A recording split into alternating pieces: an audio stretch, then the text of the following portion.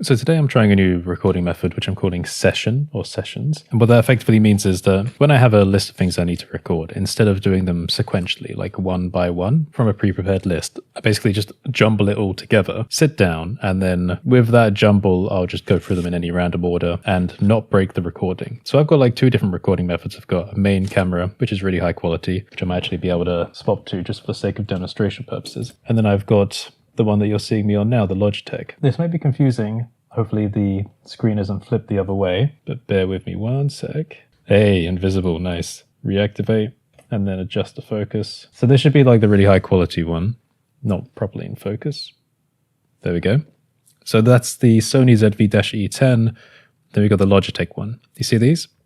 So the thing is, the Sony is really good for like high quality recordings. If you want to do like main channel videos, things which are important, that's fine. But there is a thermal regulation issue, of course, with high quality cameras like that, because they will get a bit hot over time. And that's where we can then swap to the lesser thermal issued one, which is just a Logitech StreamCam, which is otherwise a perfectly fine quality. But it means that if you're doing like long-term recordings for things like Blender, let me just open Blender so I can demonstrate this as well, then it means that it doesn't really matter. Like if you're a low quality webcam, let's just expand that crop, then you know, what's the difference between, oh, I need to adjust this as well.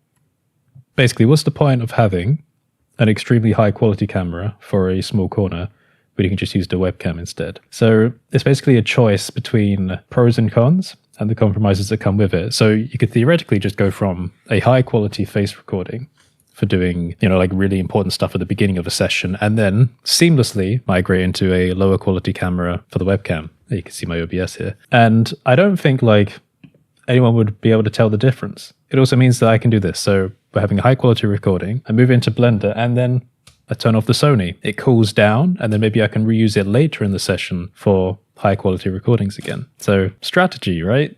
It's cool. It can probably go for like an hour or something before it gets a bit too hot. Maybe that's something I can also work on in the meantime, like local cooling method. I don't want to ruin the camera though, but that can be cool. That's like proper professional YouTube stuff, like cooling modifications for your camera. Anyway, to my right, you can just about see here, I've got a laptop. What I've actually done is, you may remember in the past, I've described how productive spaces go through phases of expansion and compression. So the expansion is where you add more functionality to a space, and then the compression is where you then tidy up and then compress into a smaller space. A while ago, I described how I wanted to have control over like hundreds of social accounts, so going over multiple brands, and was this a good idea to do it across multiple computers? Because it also kind of subverts like the problem of logging in and out all the time, that flagging up as suspicious on different platforms from one device, and then also the virtual machines are a bit of a hassle to handle on one device as well. So what would work for me, I tried multiple devices, I compressed it down to one separate device. So all the main stuff on one computer, all the sub-brands as multiple like Windows user accounts, with each of them having a Brave profile, which is already logged into all the accounts on a different desktop. I didn't like how much space that was taking up, so then I've migrated that to my laptop. So that's compression. So we went from multiple devices to one device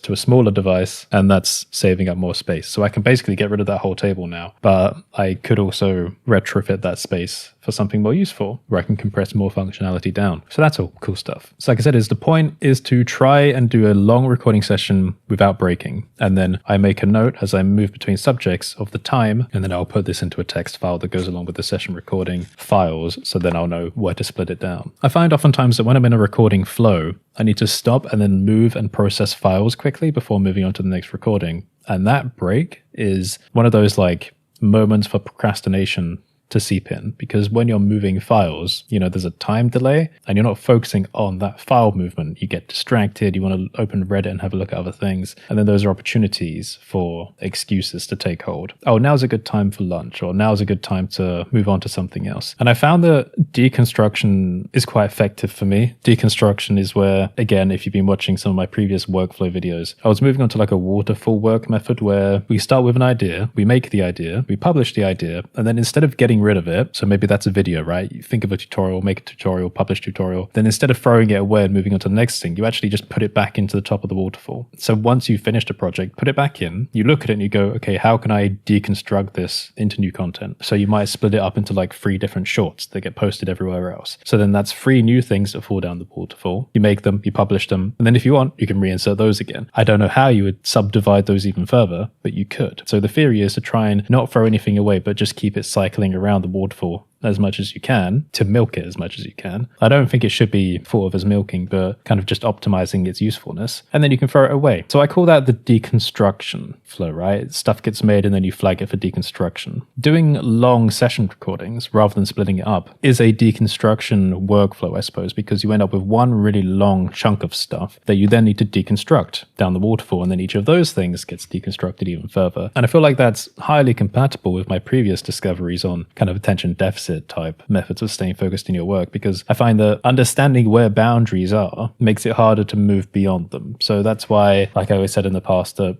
working on one project, you'll never get it done, but working on multiple projects, you'll get a few of them done. Because when going linearly between one project to another, just the anticipation of the end of the first project coming up makes you maybe not anxious, but you see it coming. You don't necessarily want to step over the threshold, so you keep filling in stuff before you get to the end, even if it's just distractions. And then it's hard to make that jump. You're not kind of cognitively prepared to change your mindset, which is what will happen when you make that leap. So by blending everything into one, you're removing that boundary. You're just moving, and you may not even realize that you've actually passed those thresholds because you're just seeing everything as an amalgamated mess. It's not until you deconstruct afterwards that you're able to see, oh yeah, actually I got quite a lot done. So at least that's the session theory. So that's something I'm going to be experimenting with today in this recording session. And you may also surprise yourself with new content. For example, this video wasn't on my list of things to do in the session. So hey, bonus. And also, when I say list of things to do in the session, you might think, hey, isn't that just redefining those boundaries? Yes, but it's also weird because I've got like a note page explaining what a session should be, and there are things to do, but there are also infinite things to do. So there's, hey, these are things I think you should talk about, and then it's, if you run out of stuff, react to things in your community list. If not, look around Google Maps for inspiring like visual styles. If not, just play around with old project files and you'll find something to do. If not, play a video game for a while and just look at interesting things. If not, just read back through comments and respond to them. If not that, just look at old products and then play around until you find something to update. If not that, then check in on other Blender creators and see what they've been up to recently. You know, it's just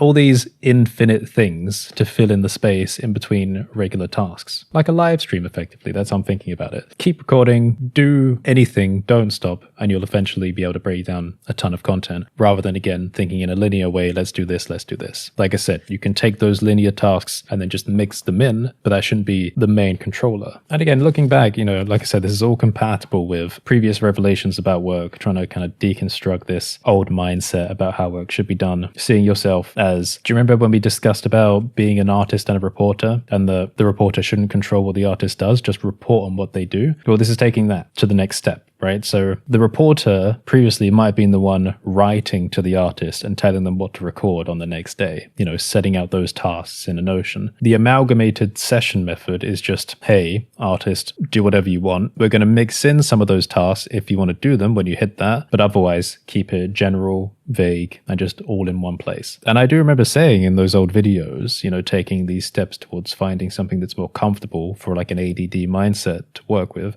these changes take a long time. They take like years of training or untraining to get used to. So this is just the next step on that process. So we are now artist and reporter. We're waterfalling our work. We're deconstructing on an optional infinite loop. And now we're vague sessioning, ambiguous sessioning, if that makes sense. So there's just like infinite fun things to do, but we're just throwing in some of those constructed tasks in the middle. Record all the time, break down afterwards. Don't do it in a kind of linear way. And again, like everything within reason. So that's not to say I'll do this all the time, but maybe some days I'll do linear constructed recording work if it's something highly important or if there's extra requirements or responsibilities, but otherwise I'll do this. So what I'm going to do now, maybe I'll take a look at something a bit more structured. Let's say I wanted to talk about Blender's NPR branch. I wanted to react to some community roundup things that there was a backlog for. I wanted to do some stuff with the Codasol Online channel to start with. I might do that instead. All right, so I'm going to make a note of the time, and then without stopping, I'll just go straight on to that. So thanks for watching. Stay safe. So I'll see you soon.